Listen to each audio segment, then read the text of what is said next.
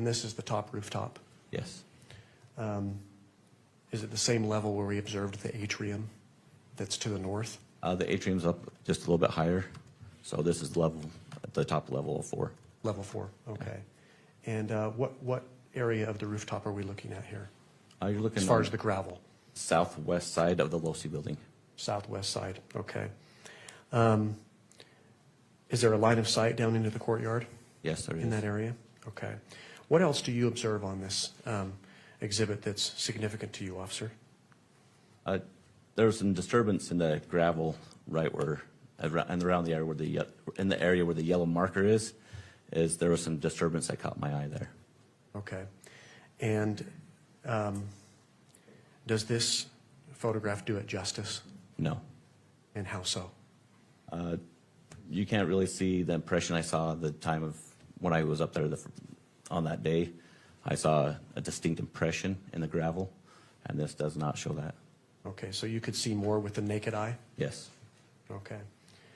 I'm going to refer the witness to State's Exhibit 4 on your monitor there.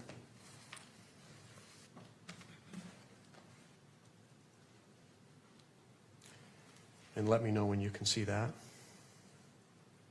Okay, I can see it. And do you recognize that exhibit? I do. And what is that? This is a nighttime view of that same photo. That was just last, same view, looking west, and I can see the disturbance in the gravel. And what tells you that this is the same photograph as the last one, as Exhibit 3.2?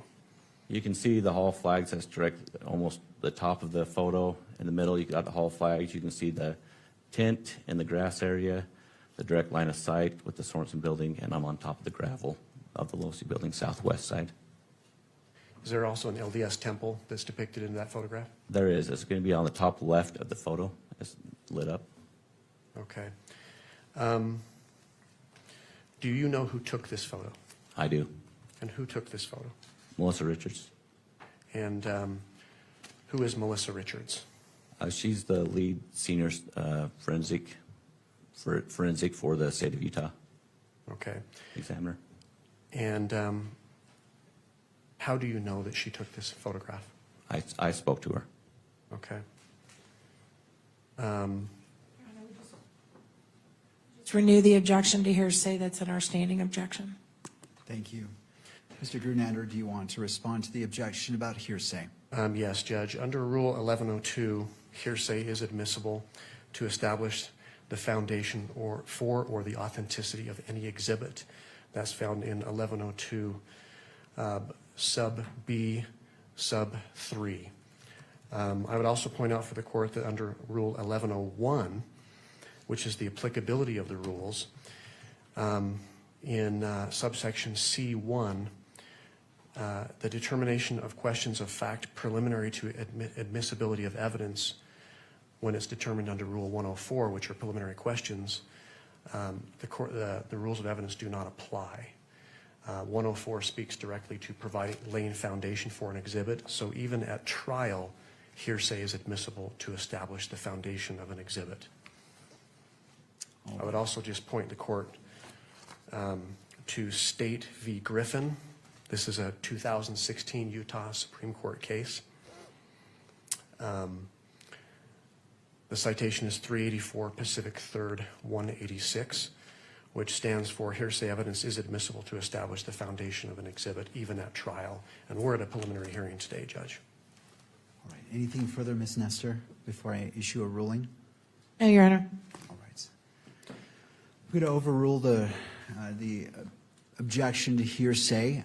I note the standing objection by defense. I also note Rule 1102, and I also look to Article 1, Section 12 of the Utah Constitution, which states nothing in this Constitution shall preclude the use of reliable hearsay evidence as defined by statute or rule in whole or in part at any preliminary examination to determine probable cause or at any pretrial proceeding with respect to release of defendant if appropriate discovery is allowed as defined by statute or rule. For those reasons, I'm going to overrule the objection, and as it relates to reliable hearsay, in this instance, you may proceed. Officer Bagley, did you ask Ms. Richards if this was a fair and accurate depiction of this scene on the Losee building on the night of September 10th, 2025? Yes, And what did she tell you? she said it was. Okay. Your Honor, the state offers State's Exhibit 4. Ms. Nestor? Just object to relying on what Ms. Richards told him in terms of creating the foundation and refer back to our standing objection. The state will submit it. All right, well, as I look at State's Exhibit 4, and again, I'm just looking at it before me, it said it was a fair and accurate representation. There's a notation, I mean, in the previous exhibits, there's a marker, exhibit marker, and I see 2, but it also appears to be other artifacts on this image that I haven't heard any testimony about, and so, I will follow up, Judge. all right. Officer Bagley, do you see an evidence tag in that exhibit? Yes, I do, in number 2. A number 2, and that's yellow and black. Yes. Do you see other evidence markers that are red in color? Yes, they are, to me, they're orange, but they're triangular shaped. Okay. Were those markers, the evidence tag 2, as well as the orange or red markers, present when you observed that scene that day? No. Okay. Were they present, however, when Ms. Richards took this photograph? Yes. And she indicated to you that that is a fair and accurate representation of what she observed that night? Yes. State would move to admit Exhibit 4, Judge. Ms. Nestor? Objections, Your Honor. Thank you, Ms. Nestor. I'm going to go ahead and overrule the objection, noting that the marker, evidence marker, as well as the red or orange markers, I can't tell which color it is, was not present originally.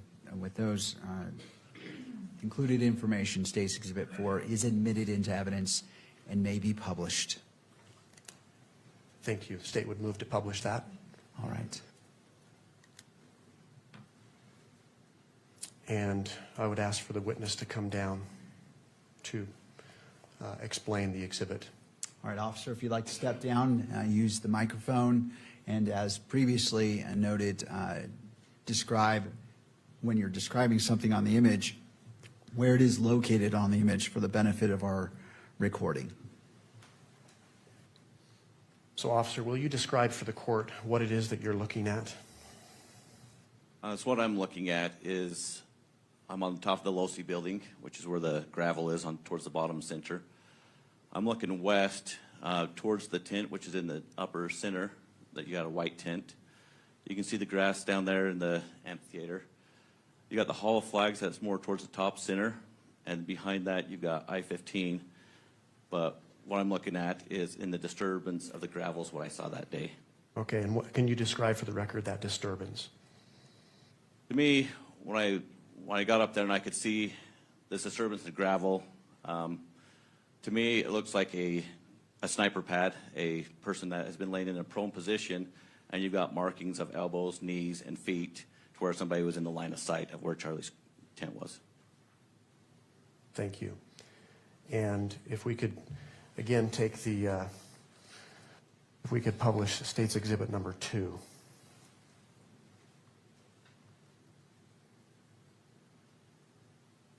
You recognize that, right, officer? Yes, I do. Where on the Losee rooftop did you observe this disturbance in the gravel? If you go to the Can you center point of the to that? picture, if you go to the center of the picture in the darker gray part of it, on the left side, so the south side of the Losee building, it would be right in the line of sight of the Charlie Kirk tent that's straight in front of it, Okay, or the southwest side of the roof. thank you. You can take your seat.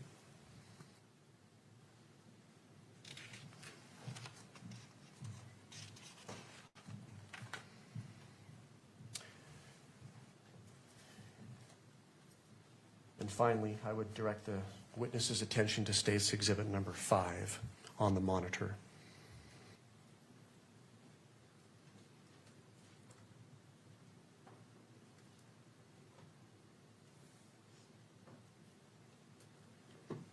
Let me know when that's there. It is. It is Yes. there. Do you recognize that exhibit? I do. And what is that? This is going to be a picture of the side profile of that last photo we looked at with some red or orange markers, and a number 2 with also a tape that's there on top of the Losee building. What was that tape that you said? There's a measuring tape, it looks like. Okay. Are you able to tell which direction the photographer was facing? Yes, And what direction is that? it's facing south. This is a nighttime photograph, correct? Yes, Do you know who took this picture? I do. And who took the picture? It was Melissa Richards. The same individual that you spoke about before? Yes.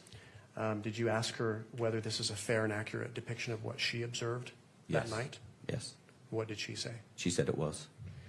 With respect to what you observed that day, apart from the evidence tag, the yellow tag, as well as the orange or red markers, is this a fair and accurate depiction of what you observed? Yes. What's different about what you observed as far as what's on the photograph, the previous exhibit, compared to this? You can see more of the length of an individual. So you can see that there's 2 elbows, 2 knee areas, plus also towards the far right of the photo is also a marker where like somebody laid a gun down. Okay. It's like a prone position. Your Honor, pursuant to Rule 1102, as well as other authority that's been cited today, the state offers State's Exhibit 5 into evidence. Your Honor, we renew all the same objections we made to Exhibit 4. Thank you. Given the foundation that has been laid and that the witness has testified that this is a fair and accurate representation of the scene, noting the tape as well as the markers in that, State's Exhibit 5 is admitted into evidence and may be published.